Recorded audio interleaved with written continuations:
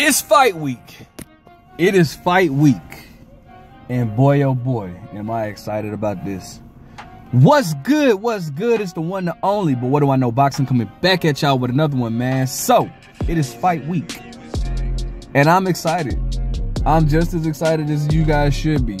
We have a stacked card. All right? We got a stacked card. And in the main event, it looks to be something nice. Real nice, all right? So, check this out, man. I'm going to go ahead and give my prediction for every fight. And I'm definitely going to give my reasons why I feel these ways for each fight. Now, let me see here. First and foremost, let me just say, I'm going to start off with the main event. I'm going to go backwards. I'm going to start off with the main event. Tank Davis versus Frank Martin, bro. I'm going to tell you something, man. I believe Frank Martin is going to show us, he's going to show us something that we haven't seen out of Tank. I think that Frank Martin, I'm going to be honest with you, man. I have Tank winning, but I don't think Tank is going to knock Frank Martin out, bro. I got some guys that's like some real close people of mine that spars with Frank Martin, and like just to hear that, like how strong and like the stories that I'm hearing, also based off of their styles, I don't think Tank is gonna knock out Frank Martin. But I do think Frank is gonna push Tank to the limits, dog. I think that if you guys notice, Floyd Mayweather has been bringing Tank to fight certain type of fighters. And I believe in this scenario, we may see the reason why. Now, I don't have to keep saying this. You guys know Tank is my favorite. I'm going for Tank. But I think that this is going to be a very tough fight for Tank. And Frank Martin is not going to be... Frank Martin is more athletic than anybody that Tank has been in the ring with. More athletic. And when you're in the prime of your career, that does mean something. But on the flip side, Frank has not seen, he's not ever seen Tank style. Tank is used to being the matador, and he'll let you be the bull. If you go back and even watch the Ryan Garcia fight, Tank really didn't do anything in that fight, but just waited for the right opportunity and landed a punch, and just those two opportunities cost Ryan Garcia the fight. Just being 100. Tank, like, if you go back and watch that fight, yeah, like when you have a power puncher, the fight is gonna always be interesting to you, because we know at some point or at one point that shot's gonna land, and then boom, you know, we're gonna get that excitement.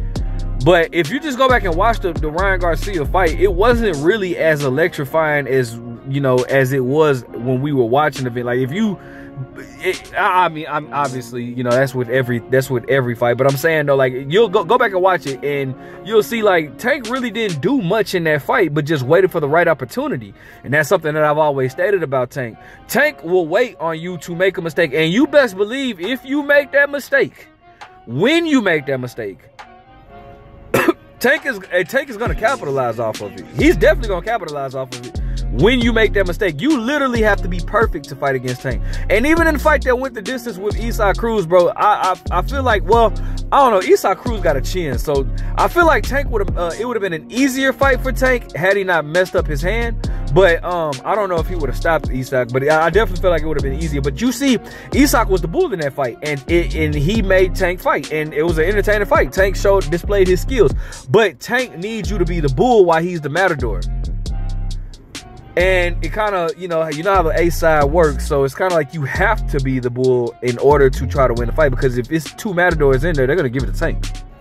And it's going to be a boring fight.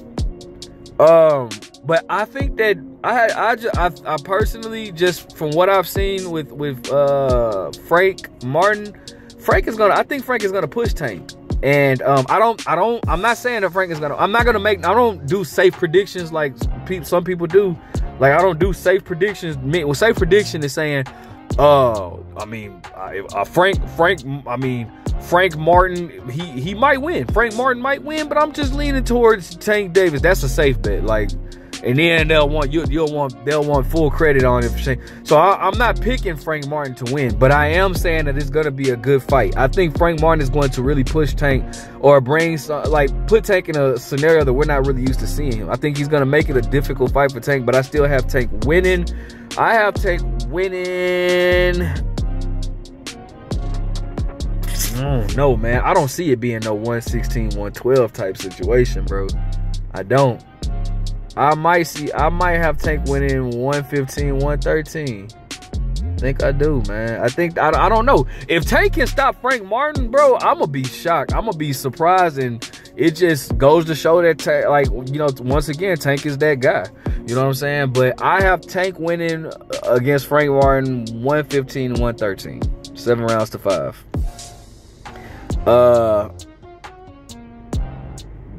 David Benavidez versus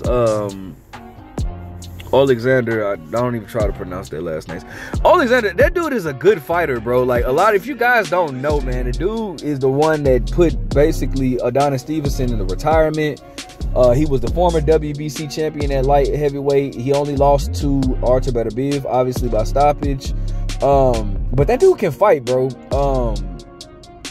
I don't think this is going to be a walk in the park for David Benavidez like people are expecting.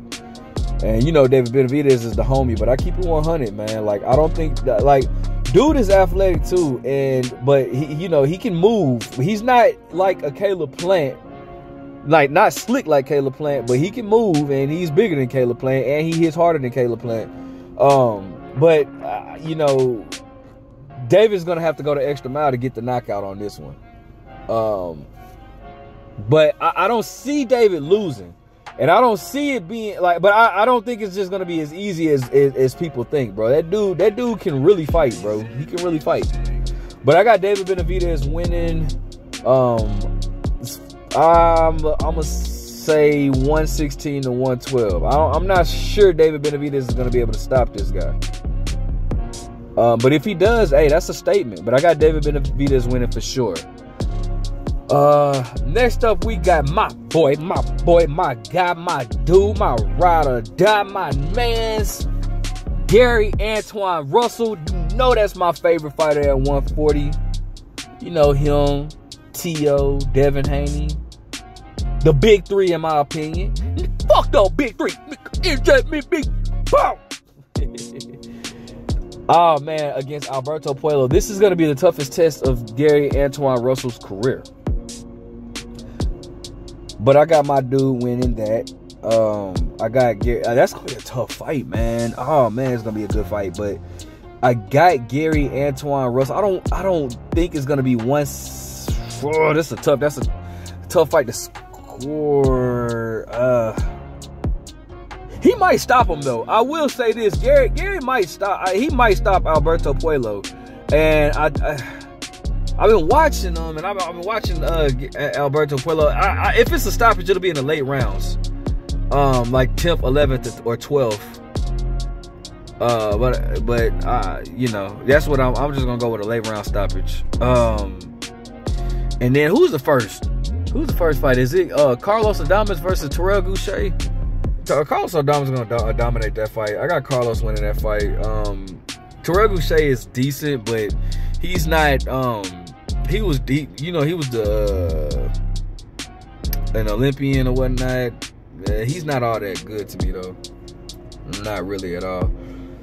He's okay. He's good, but nothing not a world class. Not on the level of Carlos Adames or whatnot. So I got Carlos Adames winning. I don't know. Maybe either by stop, by ref, the corner stoppage, or